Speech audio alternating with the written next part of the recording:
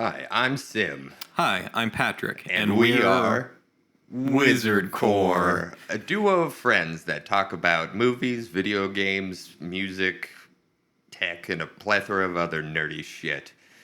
Yes, today's topic, we're going to be talking about guilty pleasures. Really, we're kind of focusing more on movies, but really guilty pleasures. Across all media, yeah.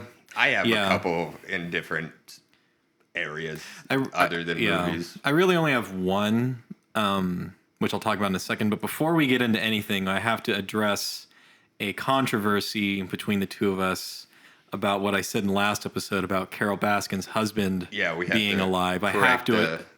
So 20% margin of error. yeah, there. so this is according to AL.com, which I guess is Alabama.com. I don't know. But this is, Seems trustworthy. yeah. So this was published January 18th of 2023. So a year and a half ago. This is by Mark Heim, the guy that wrote the article. And it says, Carol Baskin's quote-unquote dead husband is actually alive. No one knew. So let me scroll down here for a second.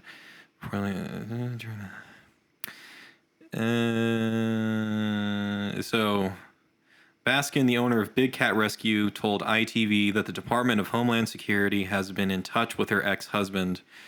Quote, one of the really exciting things that came out of Tiger King 2 is that they produced a letter from Homeland Security, and it says that a special agent in charge with the FBI at Homeland Security reached out to the sheriff's detective, George Jorge Fernandez, which means this had to have happened after 2002, because Homeland Security wasn't even around until 2002, end quote, Baskin told the outlet at the time.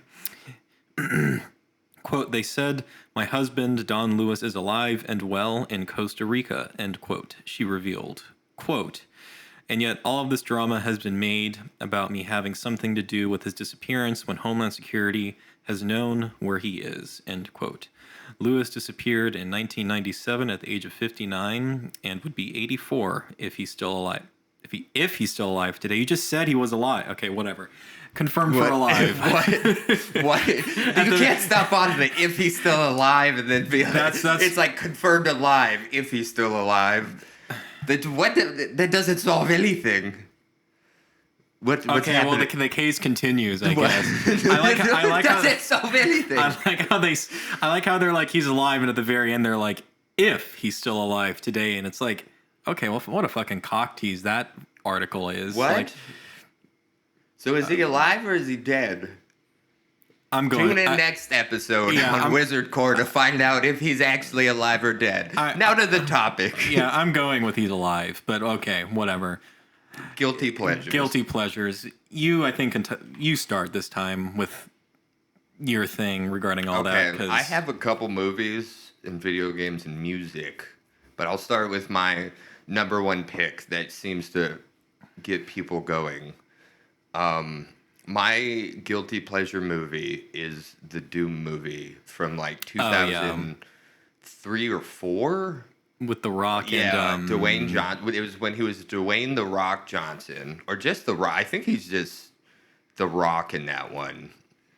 You can on the poster, and then Carl Urban and Rosamund Pike and Richard Brake is also in it as a creepy, like perverted soldier, and then I think someone else I think is in it. But anyways, I love that movie. I am not ashamed of it because, I don't know, I saw it when I was younger and I had no concept of bad and good movies, and I just loved it because I saw it in theaters with my mom and we were both pretty into it. Because something about my mom that you know is that she loves everything. Yeah, all movies. Yeah. If she does not like a movie, that movie is probably the worst piece of garbage ever because she loves everything. So we were both super into it, and I will defend this movie with my life. Yes, it's not a Doom movie. You could really call it Zombies on Mars. That's literally what that movie is. It's not a Doom movie in any way because That's technically what the game Doom 2016 was, but that was good. Yeah, but it still involves like hell. Though. And there's Doom, no Doom hell. Eternal is also like that. There is but no hell yeah. in the Doom movie. That has no correlation with hell. It's like a virus, and it picks and chooses if they're like evil. If they have the gene in their body, it turns them like bad, and they turn into a zombie or a monster. And if they're good, then it leaves them alone. They're neutral to the virus. Isn't that the one where in like the last 20 or 10 minutes they do like the first person thing? Mm-hmm. Yeah, I've seen that. I've Sequence seen that. is sick as fuck. That's the one people people trash on that a lot. No, that's the one scene that people give the movie. That scene is like pretty legit. That scene is sick. But I will defend the rest of this movie because one, the practical effects are fucking sick. They made every one of those monsters by hand. The sets are sick as fuck. There's like very minimal like CGI that I remember, other than the BFG's like when it shoots. Yeah, when it shoots. Yeah. It has I'm looking at IMDb right now. It has a 5.2 out of 10. It's average. That's like the most average rating you could give a movie. It's a 5 out of 10. Listen, I'm 5.2. Aren't we all? That's average. Yes. I love that. I know it's like Dwayne Johnson's like earlier shit. So just to confirm some people, so it's Carl Urban, Rosamund Pike, Dwayne Johnson. You brought up Richard Brake. Who Dexter Fletcher is? Yeah, he's like a big director now too. Yeah. He did Eddie the Eagle. Yeah, and Al Weaver. But he was in a bunch of Guy Ritchie movies too. Yeah, he also. I'm curious. Hold on. He also recently directed something. Well, you just brought up. Oh, he directed. No, wait. I was like, there's what? A bicycle gang. There was a child bicycle gang. He directed. He directed Rocket. Right, Dexter Fletcher directed Rocket Man. Yeah, but he plays Pinky in Doom. He's like he doesn't have legs because the transportation system. Oh, he also directed that movie with Anna de Armas and Chris Evans, Ghosted. He directed that? Yeah, according to yes. Sorry, continue. I just had to. What? I saw that and I was like, I have to say that he directed that because what? How does he go from Rocket Man and Eddie the Eagle to Ghosted? Dude, I don't know. I mean, that had to be like a studio thing, like a 2 for me, 1 for you sort of thing. Totally. Like I guess. Oh God. But anyways, he played Pinky, he lost his legs through the transportation system. That's like sends people from Earth to Mars. Mm-hmm. And I know why. To answer your question, it's because he's directing Sherlock Holmes 3 with Robert Downey Jr. and is that like officially happening though? It says it's in pre-production. Okay, I will believe it when it comes out. Sorry, I keep interrupting you. I'm just the more I go on IMDb, you're deep scrolling. You're like my dad watching movies. My dad will not watch a movie. He's just on IMDb the entire time. You're like, who's this? He's just like, he's like, I know that actor. Oh yeah, what else? And he'll just read like the whole trivia. He just won't watch the movie. It's so funny. Yeah, that's more of like the old man stages of watching movies is just being on his iPad, looking through an IMDb, watching interviews with the actors. No, he just likes the birthdays. He likes seeing whose birthday it is. Honestly, I kind of get that. Yeah, he's like, oh look who's 52 today. He's like, oh I didn't realize that I was older than this guy. Or younger than this one. I do the same shit with like people our age. Like if there's any popular actor in their 20s right now, I'm like, yeah. Yeah, no, he does that. Anyways, I keep interrupting you. Please finish your thing about this movie. But the practical effects is amazing. They did every monster like practically. Because I remember watching. This is how much I love this movie when I was younger. When I had a PSP, I would be at so both of my parents when they were working my mom would drop me off at like a daycare before school. Not really like a daycare. It was like this lady's house that like took care of kids. Yeah. And then we'd walk to school from her house and then walk back.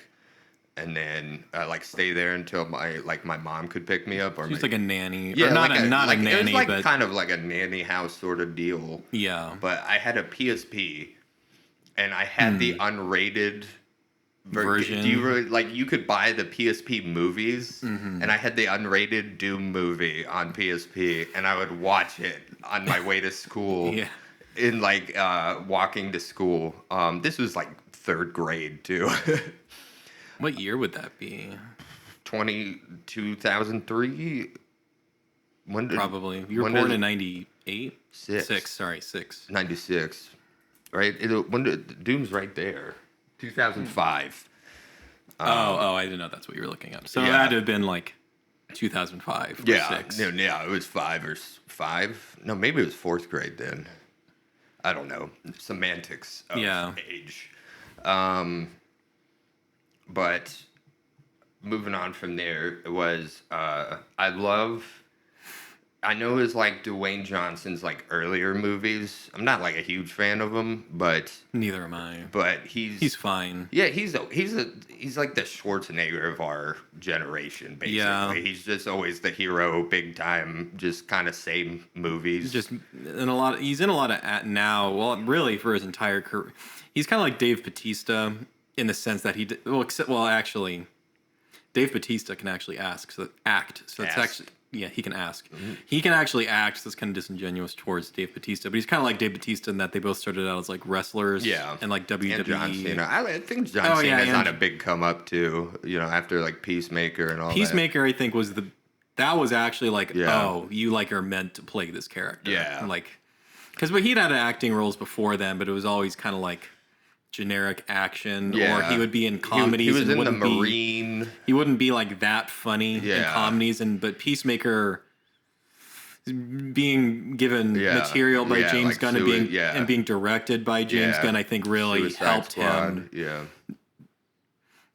He also looks great in that costume. Yeah. Like he did he keep that costume? I don't know because he did like he did so many interviews. He did with the it, whole press tour in the costume, which was awesome. Yeah, hilarious. Yeah. But he wasn't like as big as the time. He's not as big as The Rock. Yeah, no, the Rock wasn't as big at the time, but so he wasn't like the hero all the time. But I love that he's like presented as the main badass dude, and then the last like 30 of the minutes of the movie, he's actually like the bad guy. He's like a huge dick in the end of that movie. And he just... That makes sense, honestly. And Carl Urban's like the main character, actually, the entire time. He's actually like the main good guy. And I love that like switch up of that movie, of that kind of like, not really twist, because he's kind of like an asshole throughout the movie, Dwayne Johnson's character, whose name is just Sarge. They all have just generic names. It's like Sarge, Duke... It's Sarge, parentheses, as The Rock. Yeah, it's like Sarge. Yeah, it's literally Sarge. Carl Urban's character is Reaper. No, it's John Grimm. John Grimm, but his code name is Reaper. Oh, okay. Yeah, then there's like Duke. Yeah, Kid. Razak Adadi plays Duke. Yeah. One of them's just called Kid. I forgot who else, but I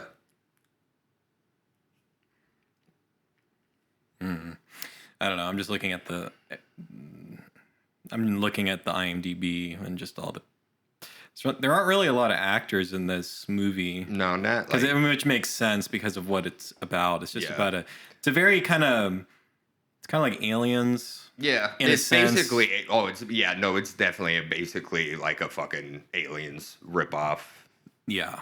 And then you already brought up the first person shooter scene, but that scene fucks. That scene fucks. I don't care what anybody says. So anyways, that's my like main guilty pleasure movie. I love Doom. I will defend that movie 110%. I don't care.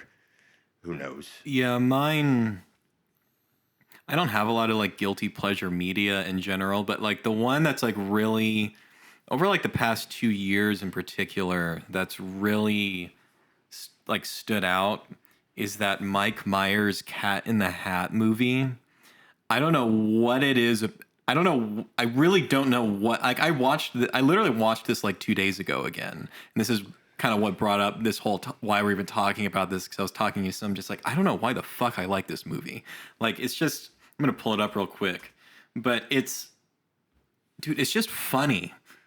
Not all of it is funny. Yeah. But like there's something about No, there's some really good jokes in there.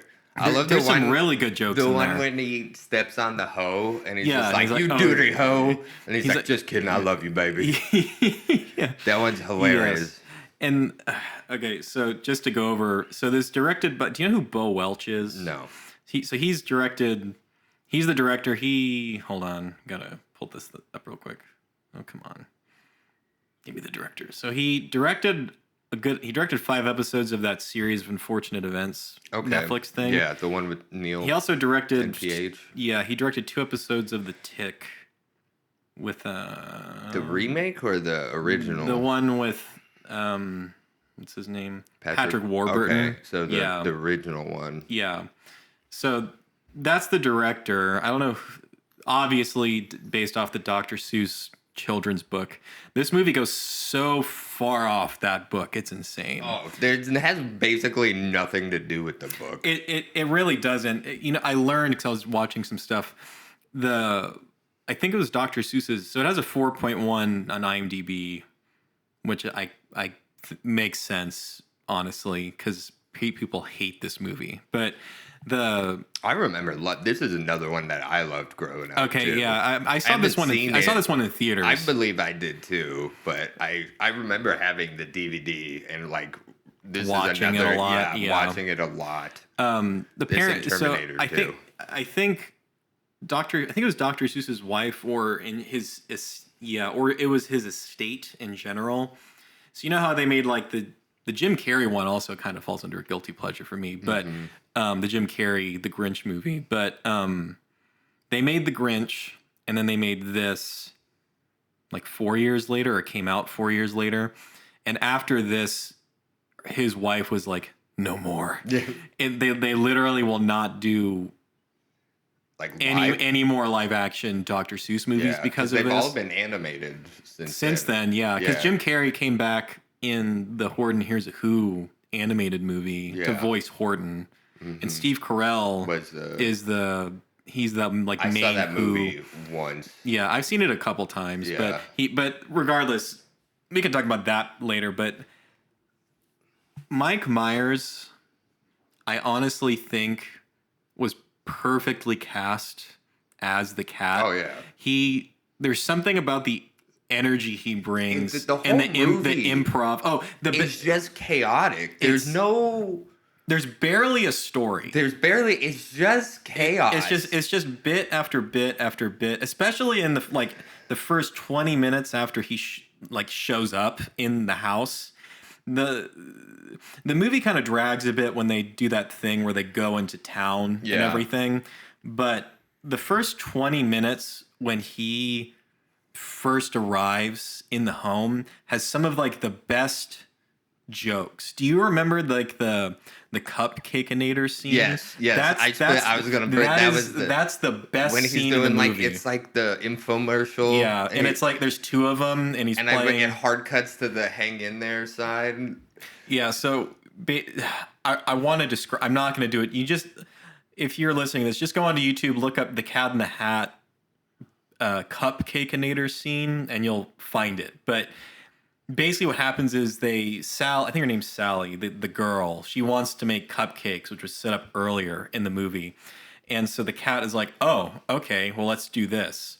And then just like hard cuts into like you said, like an infomercial. And it's the cat, he's like in the audience with the kids, and he's also 2 guys doing the infomercial. One of them is like a normal guy essentially with his like dumbass blonde wig and like this like, isn't he like subtly he's he's Scottish, he's like the guy making. But isn't one of them's like subtly like taking digs at the other dude, and it's the other one. It's and the he's like, one, if you don't shut up, I remember that. Yeah, so I got you. So the one that you're talking about, it's not the normal guy with the blonde. Mm-hmm. So, okay, you have to remember, in this infomercial scene, he's still the cat the whole time. He just is... So there's the guy I was describing, the blonde guy with like a stupid sweater on. And then the other guy that he's playing is some like Scottish or like European, like British guy. So he's doing like, Mike Myers' British impression. And he's like... Oh, he hates his co-host. He thinks he's a dick. And the co-host is clearly really not being a dick. He just doesn't like him.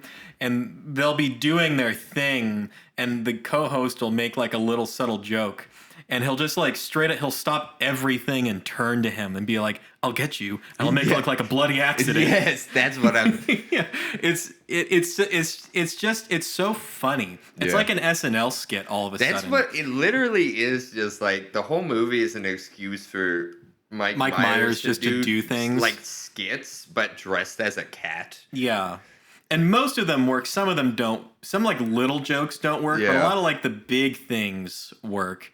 Like when so a big part of the movie. Oh, also, don't want to forget this. In that same scene where he like cuts off his tail by accident, and so he cuts off his tail by accident, and then the kids and like the co-host and everything are like, was that supposed to happen? And he looks at his tail, and he just goes, "Son of a bitch," and it just like cuts to the hang in there thing, and then it cuts to a scene where his tail's like tied together with like a little ribbon or like, gauze or whatever. And it's like pulling out, and the cat has his lawyers behind him. And he's just like, I don't know. I'm just telling you, I think we have a case here kind of thing to the kids.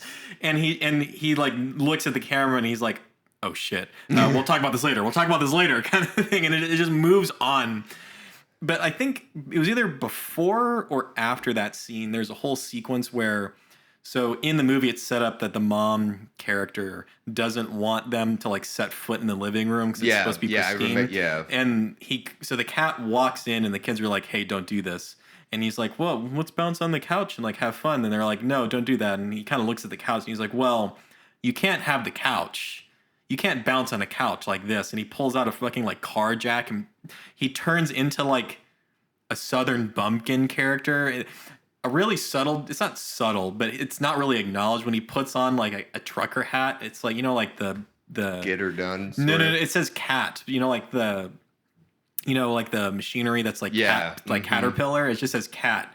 And I was just like, that's funny. Like it wasn't like a ha funny, but I was like, that's smart. And he opens up the sofa as if it's like a car hood, and there's a fucking elephant in there that he dives into the thing and starts beating the shit out of it. And he's like, "Down, Marissa, down!" And then the look on his face when he looks like traumatized when he's stepping out of it, and the look on his face, and he's literally just like, "Oh, you guys gotta help me." And then it goes on from there, and it's not as funny. This whole podcast could just be you describing this movie's insane. It is. That's what I said. It was when they're outside looking. This movie's just pure chaos. It makes no fucking sense. When they're outside looking for the dog, it's a long story. I'm not going to get into it. They're looking for the dog. The dog escaped and has something. They're looking for the dog, and they come across like a children's party that's supposed to be like what like the girl's character like wasn't invited. Blah blah blah, and they need to hide really quickly because they're coming out to play. They're playing pinata basically. Yeah, and then the cat gets hit in the nuts. He gets hit in the nuts. But he doesn't have nuts. So that, first of all, he gets hit in the nuts, and then it does this. Do you remember this? Yes. It does I remember everything you're talking about. It does the cutaway to where he's in. I don't even know how to describe what he's wearing. He's wearing like he's in the Sally Lou sort of like the old like 40s little girl. And there's like a horse behind him, like a white horse. He's on a swing. He's on he's just swinging. And I don't remember what song they're playing. And it just like lasts for like 4 seconds. Like his happy place or something. It's really fucking weird. And the kid that does it to him is Beans from it's the actor that plays Beans from, is it Even Stevens? Yeah, Even Stevens is Beans. That was that Disney show, right? About the people from the future that come. No, not Is it IMDb time? Beans character. He's currently typing Beans. It was from Google. Even Stevens. Even Stevens. I don't know Played what. by Stephen Anthony Lawrence. Okay. Who? That's not a flattering before None and of after those picture. are flattering. Then again, well, I'll say what I was about to say, but I was about to be a little mean to the Beans guy, character. to the actor, but yeah, dude, just this movie Is insane. it's literally insane, and I can completely understand why people think it's god awful, because it honestly is and isn't at the exact same time. Like, Alec Baldwin is like he's like one of the best parts of that movie. I just remember he's like trying to win over the mom. Yes. And he gets home and he like takes off a girdle. Yeah, like a girdle, and his stomach and he's like living in some like apartment by himself, and he's like digging in his belly button with his tongue out and shit. And he gets his TV repossessed, and he's like, "Oh, I'll give you my credit card." And he's like, "Oh, that one doesn't work," or something like that. Yeah. And he's just like, "Well, shit." And then I really like the scene at the very end of the movie when, because do you remember like when, so he like quote unquote catches them like near like the beginning of the third act, and he like gets pushed off the side of it's a whole thing. He gets pushed off the side in the house turns into like a really big mess, and it's like transforming into like Cat in the Hat's dimension, and he gets pushed off a cliff and lands in like literally like a purple sea of goo, and he gets literally like shot out of the house covered in it. And when the house is like all better and everything now, and he comes back in the house and he's still covered in the goo. And props to him, honestly, because he's properly like covered in it, and he did this really great thing where like he's like having his hands together and he pulls them apart, and like the goo is still like stuck to his hands, and he like puts his hands on his face and he like takes his hand away, and he's just like props to him for actually doing that, because you could tell that probably took a long time to wash off of him, because he's proper, his entire body is coated in this stuff.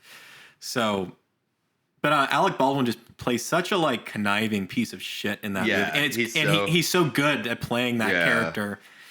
Almost too good. Yeah. Well, yes, yes. Hollywood. But yeah, there's also the recent affairs that have happened with him.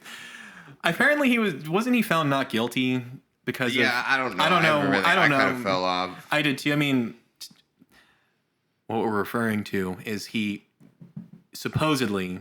I don't know what that was. There was a bump. It's probably just upstairs. Are you haunted? Probably. Yeah. It's Alec Baldwin just be like, "You're talking about me." He lives upstairs. His character from Cat in the Hat's up there. He's like, "What the fuck?" Yeah. But Alec Baldwin in real life supposedly accidentally, it's not supposedly. Supposedly it was an accident. But it was a real murder. What happened? So he accidentally murdered the cinematographer on a Western, because there was a prop gun. Well, it was a real gun that was supposed to be handled properly and have blanks in it, and somewhere along the line it had a real bullet, and he shot it, and it killed the cinematographer. Yes. And apparently he was found not guilty for it recently. I haven't you haven't been keeping up with it, but that's a side tangent. Look more into that if you will, dear listener. But that was a whole thing. I remember that happened during 2020? Isn't that when or 2021 is when that first was brought to the public? I don't remember. It was a couple years. It was a couple years ago when it first happened. Yeah, I don't remember when that first popped off, or probably not the correct choice of words, but maybe not. Or the exact choice of words. We'll go with popped off. I forgot to say something. The story with the PSP of Doom actually was going somewhere. Anyways, they had this like special features where they had a bunch of behind the scenes shit for it as well, and on top of like all the prosthetics, and this is back to Doom, by the way. They had all like the makeup and the practical effects of like the quote unquote demons, but zombie monster creatures. They had like the Hell Knight and shit, but it wasn't Yeah. like the Hell Knight. Um, but one of them was that they put the entire Marine cast, which is like Carl Urban, Dwayne Johnson. They put them through like a 4-week boot camp that looked like it sucked so bad. And just imagine going through that Then to just and film then Doom. having your film just get shit on.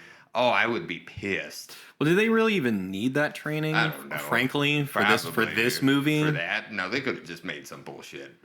Really. Yeah, I don't really. We're a space marine, not for this one. Yeah, I feel Not like for Doom. if you're making like a more serious war drama, I feel like that's maybe not 100% necessary, but at least a good addition to have your main cast go through it. So they kind of Well, they put the cast of Aliens through, but I mean, I guess that was. I guess the main, the main reason really any movie production will do that is just to get the camaraderie between the actors there. I was about to say the same thing, actually.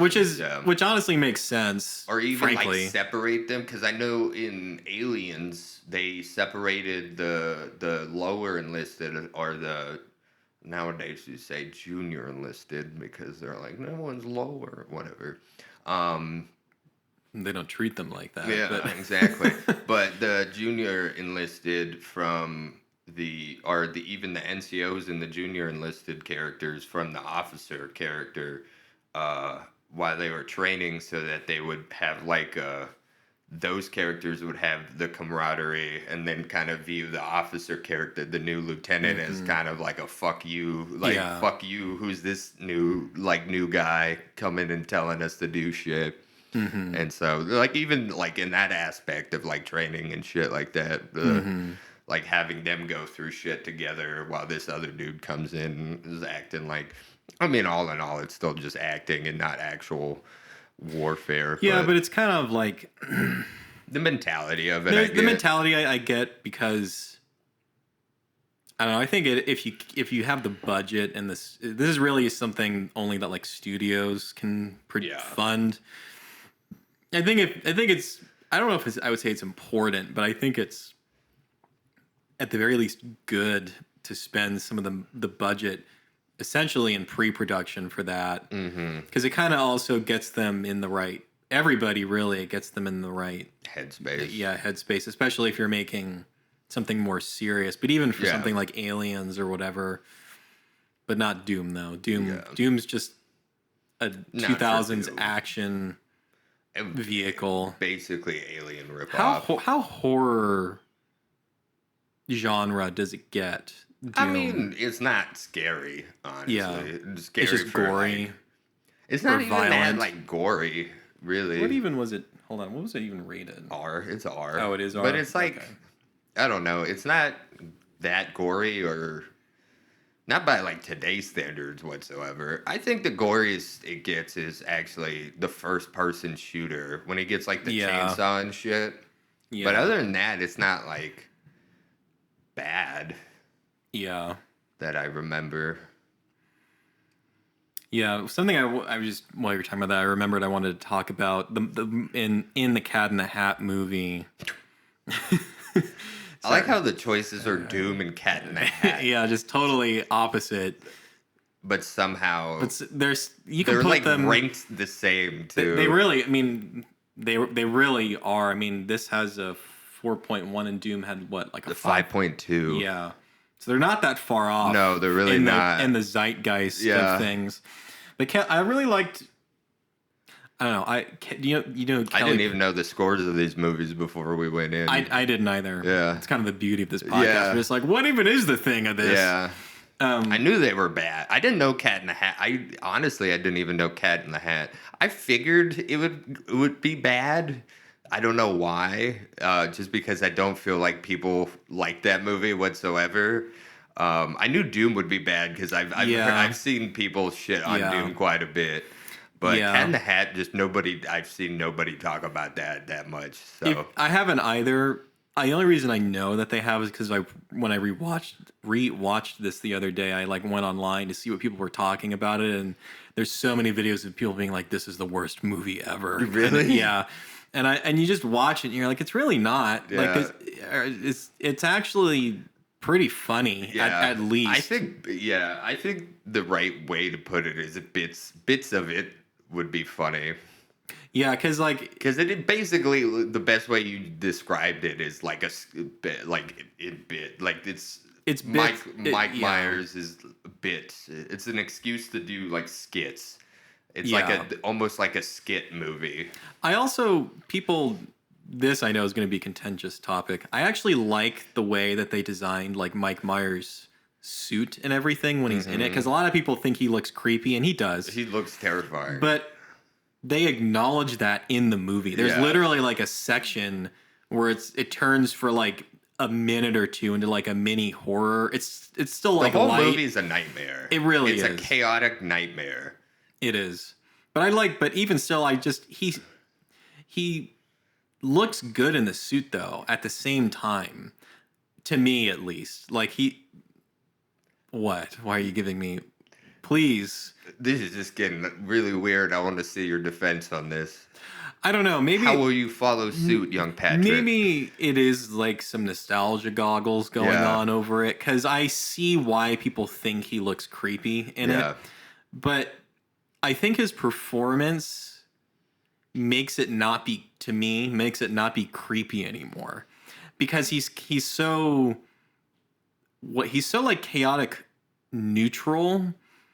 He reminded me of, because he breaks the fourth wall and everything. He reminded me of like a G-rated Deadpool, because he's just so chaotic and just does shit.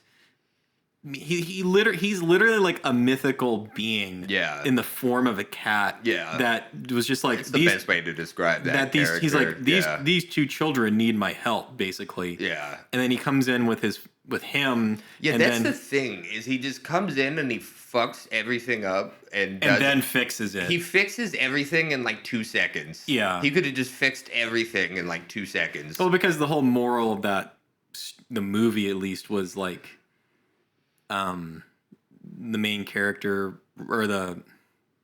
it was really about the relationship between the two kids, them respecting each other, and also it's mainly about the relationship with like the brother in particular. It's because in the beginning it's like, oh, if you don't like behave, like I'm going to convince, this is Alec Baldwin's character, he's like, I'm going to convince your mom to send you to military school and all that kind of shit. Oh yeah, and that's something. It's pretty light plot development, but it's just enough so that at the end it's like kind of satisfying when like the house is totally fucked up and they're like, "Cat, get the hell out of the house," and he actually does. Yeah. And the two of them are willing to accept the it's the point of the movie. Yeah. They're willing to accept the responsibility for all the shit. They hold hands, right? Yeah, they hold hands and are Is it Dakota Fanning? It is Dakota Fanning. Oh shit. It's one of her first roles. I was like thinking she's good in it too. I was thinking like, who was the girl, and then it was like Dakota Fanning, and then I was like, who can't be Dakota Fanning? Spencer Breslin plays. He didn't really like do much after that, did he? He was in that movie Zoom with Tim Allen. He was like the 2000s like actor child. He was kind of like the fat kid, right? In like most of those movies. Yeah, so he was kind of like the 2000s. He was in a lot of stuff. He's technically still in things, just not as popular anymore. But he was let's see. He was in Meet the Parents. Where was he in Meet the Parents? Okay, whatever. He was in Meet the Parents. That's a more popular one. He was also in the Santa Claus 2 and 3. We have to talk about those movies. Is 3 the one with Jack Frost? Yes. I hated that one. That honestly, I'm glad we brought this up, because that's kind of a guilty pleasure for me. Really? Yes. I hate that. And what's the other Christmas movie I fucking hate? Fred Claus, the one with Vince Vaughn and Paul Giamatti. I fucking hate that one too. Not good. That shit's boring. That one's boring. It's so boring. I hate Santa Claus 3 and Fred Claus. Santa Claus 3, I think that's not in the same. I like The Cat in the Hat more than Santa Claus 3 because The Cat in the Hat is so batshit crazy that it just becomes funny. Yeah. But the Santa Claus 3 is still trying to have like plot and character development, and it's not just like Tim Allen and what's his face that plays Jack Frost, famous Martin Short. It's not just like Martin Short and Tim Allen doing bits the whole movie. Yeah. It's trying to have a legit plot because at the end of that movie, it's like. That was the one with time travel, right? It has something to do with that. time. I remember what it is. They get the snow globe in like the little snow globe vault thing that like every Santa's supposed to have. Every Santa that's ever existed, it's like their snow globes are in a vault. Am I blowing your mind that I'm remembering this? I saw the movie once and I remember just fucking hating it. So I've seen it. I've seen this multiple times. You've seen a lot of shitty movies multiple times. I know. And you've seen like none of the good things. None of the good movies. Yeah. You've seen clips of the good movie. You're like, I've seen clips. Yes, exactly. That's your comeback every time. I've seen clips. Yes.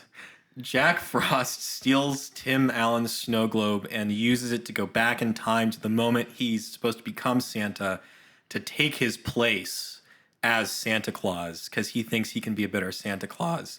And then Tim Allen gets like shot back to the present, but from that like time rift. So he's like a rich, wealthy guy now, but he's like divorced and doesn't have a relationship with his kids. And Jack Frost turns the North Pole into like an amusement park, basically, that like people fly out to and shit. And he just like made it all about like commercialism and like capitalism, essentially. So this sounds like the studio really wanted Santa Claus 3 and then Tim Allen ripped a line of cocaine and just wrote it all in one night. Oh, for sure. Like this. Definitely. Yeah, this, what the fuck did you just explain to me? Yeah, that's the plot of that movie. And then You're like, there's snow globes, and then he loses his snow globe, and he's rich and divorced, and he's crazy, and then he's not Santa Claus anymore. When we do like a holiday special podcast, we have to talk about those three movies at some point. Because the first one and the second one, I think, are good. The third one is not a good movie. Yeah.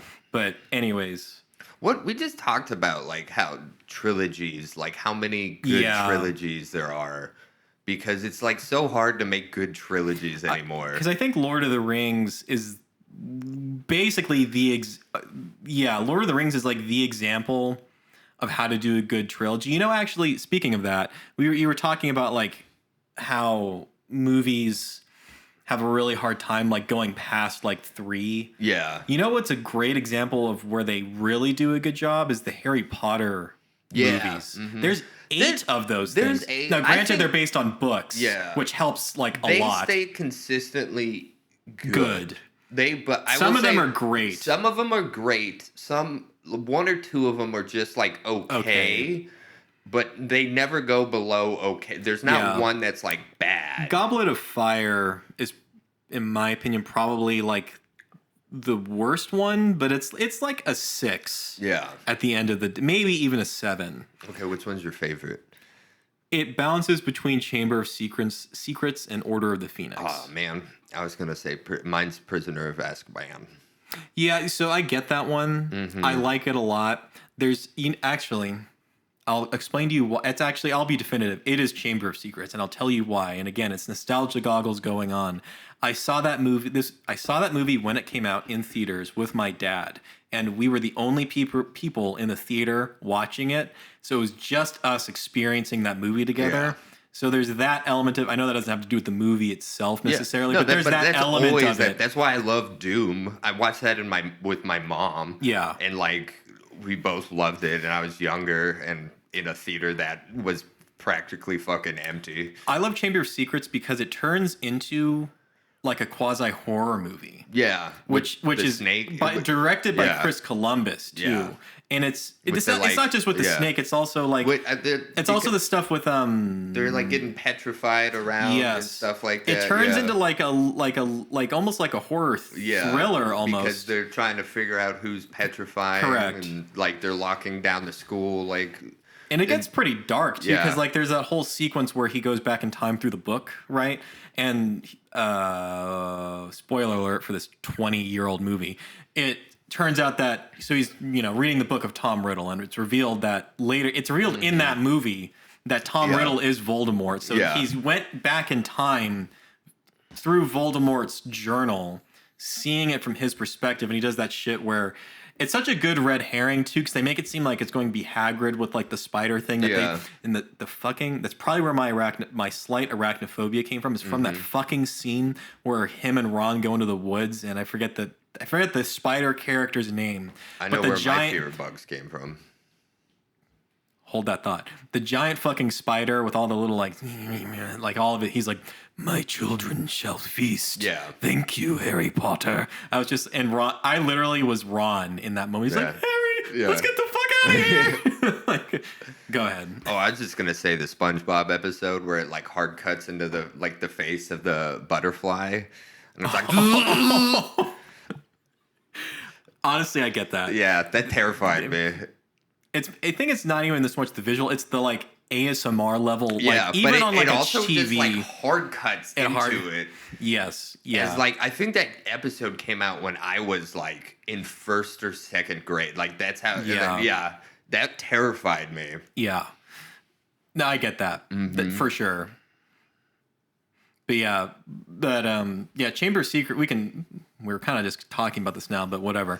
I actually would like to talk about this. Chamber of Secrets is probably my favorite one, because it's simultaneously like, because after that is when that's when they changed directors. Almost like every single movie was after Chamber of Secrets, because the first two were. Wasn't the third one Alejandro? Correct. Yeah, it was. I'll look it up real quick. Alejandro I don't know how to say his last name. Oh shit. Mm-hmm. While you're looking that up, I'm gonna. No, come on. Prisoners of Azkaban. Pull it. I like how the break in silence was you just ripping a mad burp into the fucking mic.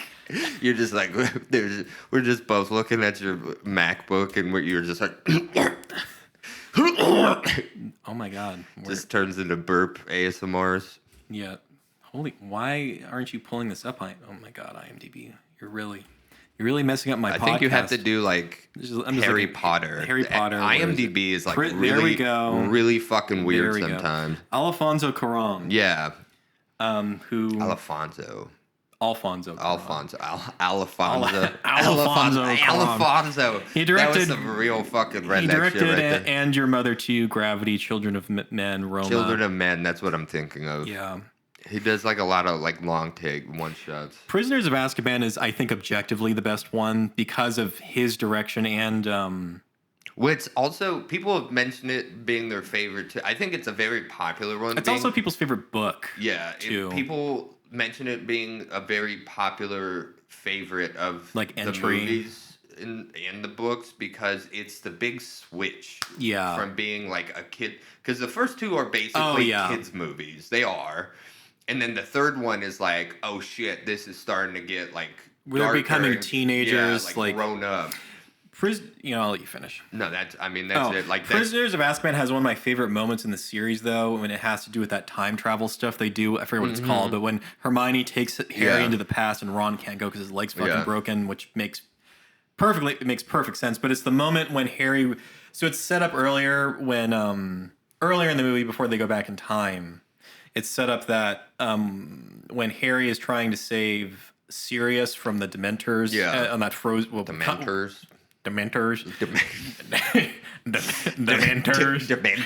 Those gosh darn Dementors. The Dementors. Dude, I would just love to have like a cut where the school grounds like janitor is like some redneck where he's like, these gosh darn Dementors just keep coming and ruining the grass. Every time they fly by, they just grass is dead. I gotta plant new. I keep telling them we need that fake grass, but every time they show we gotta get that real grass.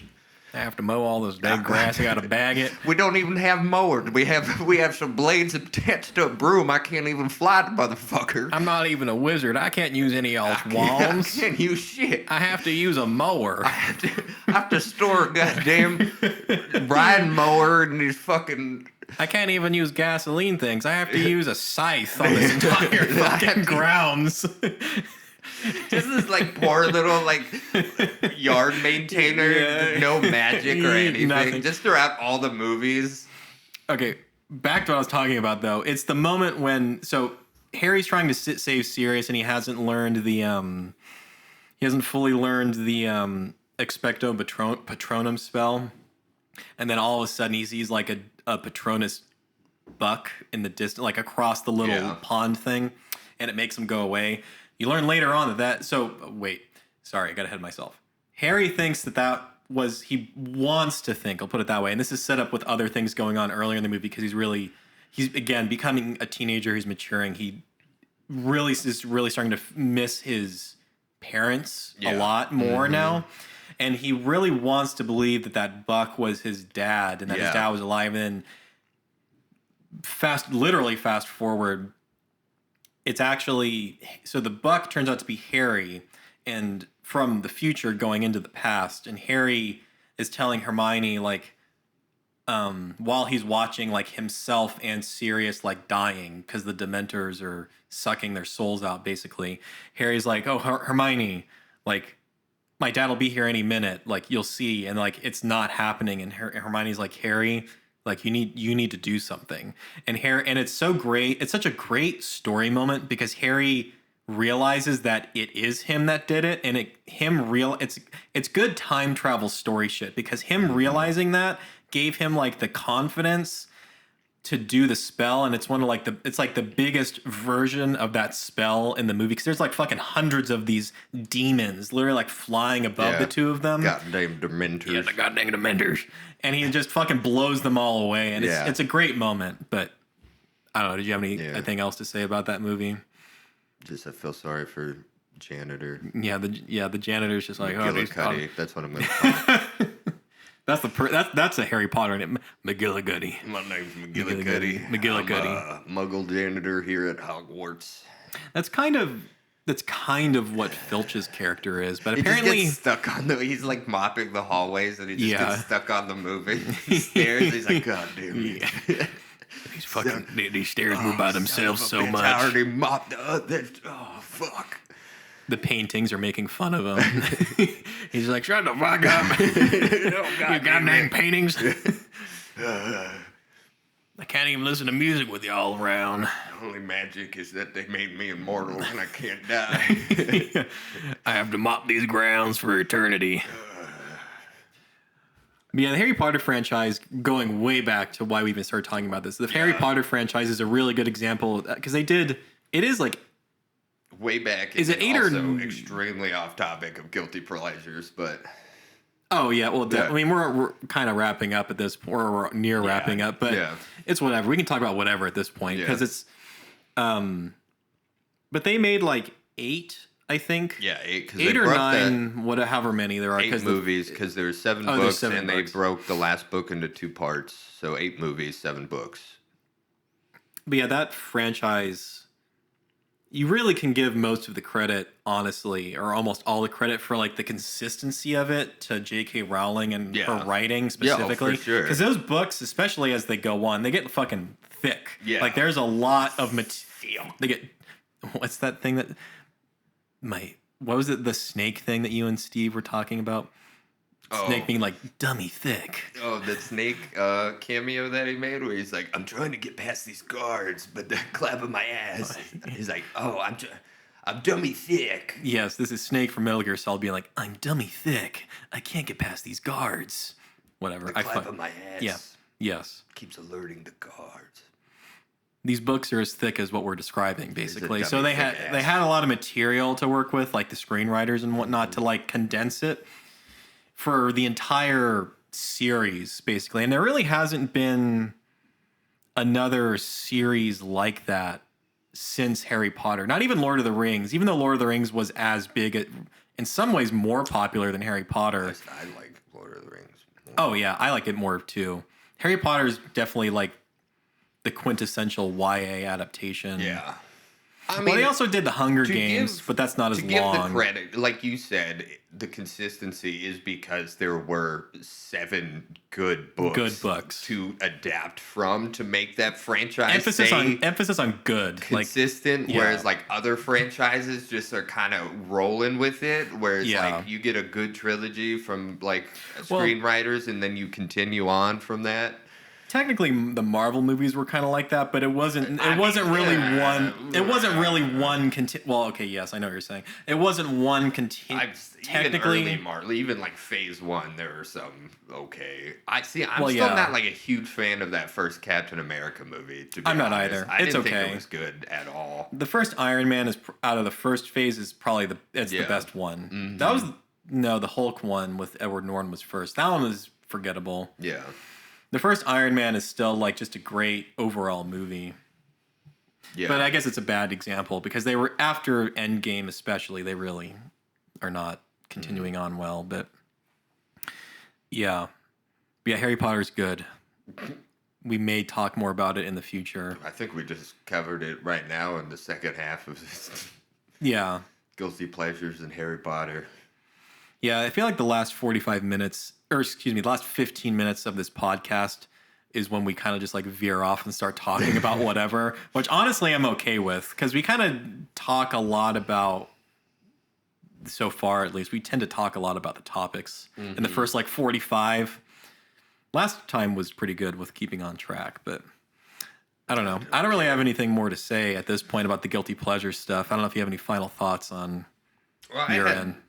I was just gonna say that, like, video game wise, I have a Oh yeah, go ahead. no, it was nothing like big. It was just like specifically like actually leading with Marvel. That Marvel Snap game on like the phone, any Oh, yeah. card game on my phone, a huge guilty pleasure for me. Like specifically like that Marvel Snap, and before that was this Star Trek game that I think played the exact same way. It was like they just used the same exact cards game system and just transferred it with Marvel characters instead of Star Trek characters.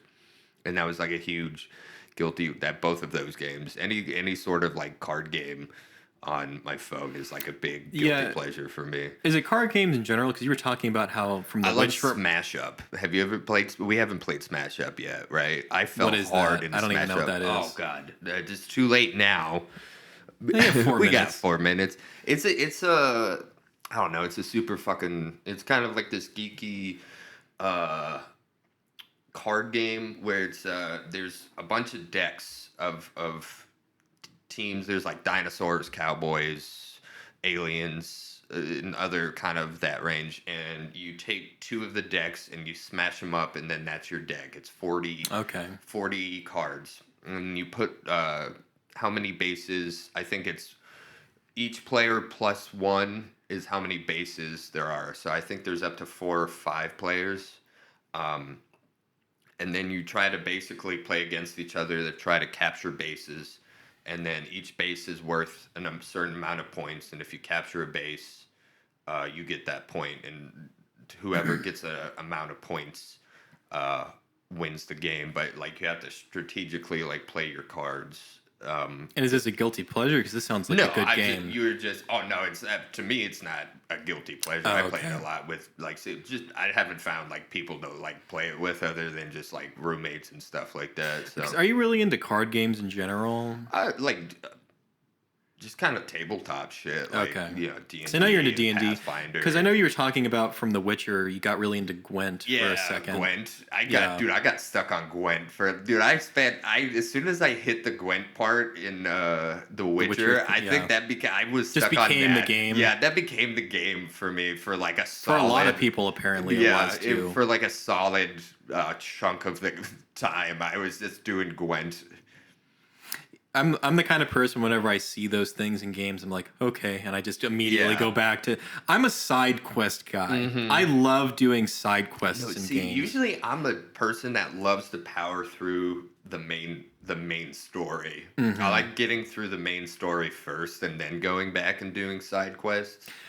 I like doing the side quests maybe not first, but I like doing, especially in like The Witcher. I did so many of the side quests before going back to the main story because you just get so much cool shit that you can then use in the main campaign that usually makes things easier, or like strategically you can do things that you weren't going to be able to do if you just did the campaign, basically.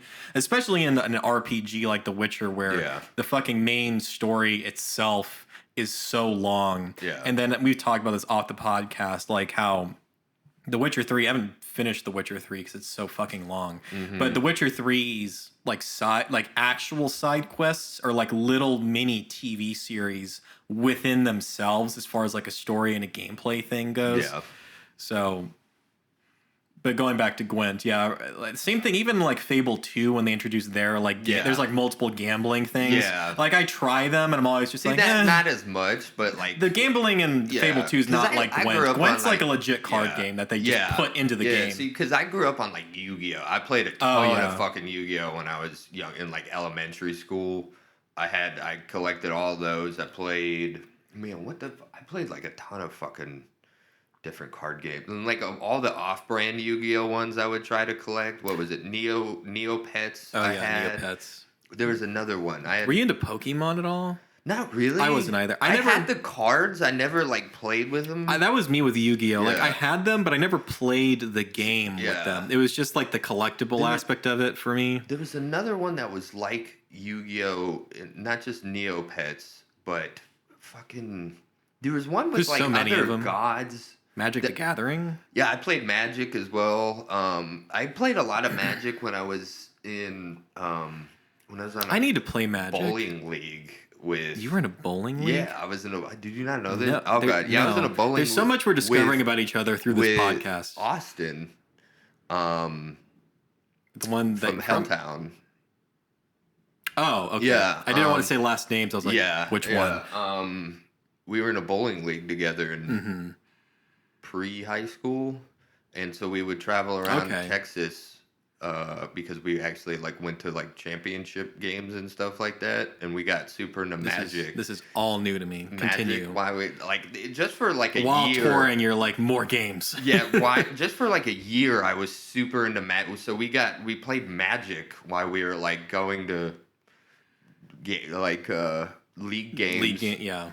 On for bowling, and we were super fucking into Magic because a lot of people that were bowlers would also do the stuff like that. Nerdy weird shit like that. So anyways, yeah.